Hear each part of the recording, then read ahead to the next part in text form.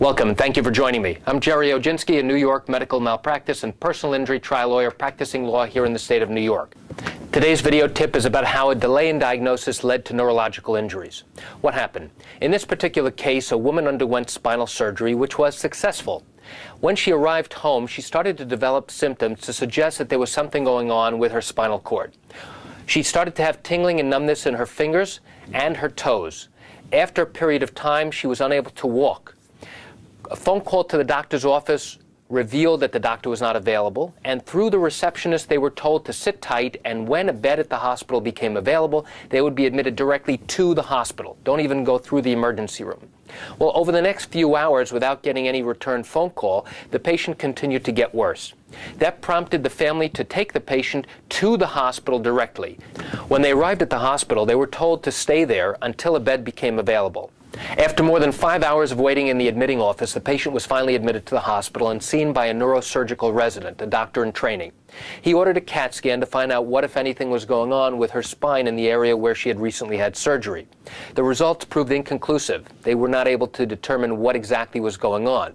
So the next test that should have been performed was an MRI, which was not performed until almost 24 hours later.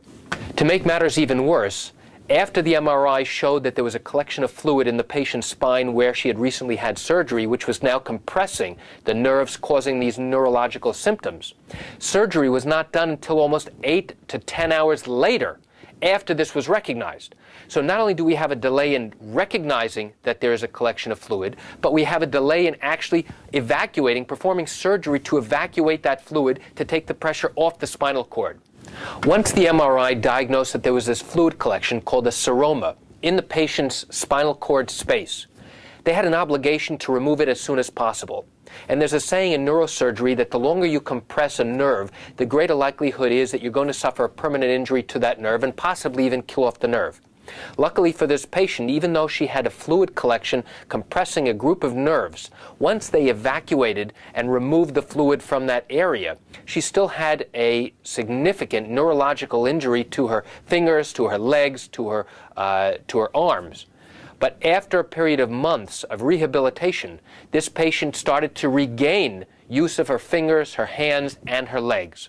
It is because of the delay in recognizing that the patient had this fluid collection in her spine and the delay in taking her back to the operating room to remove the fluid were we able to successfully resolve this case shortly before going to trial. And that's it for today's video tip. I want to thank you for joining me. I'm Gerry Oginski. Have a great day.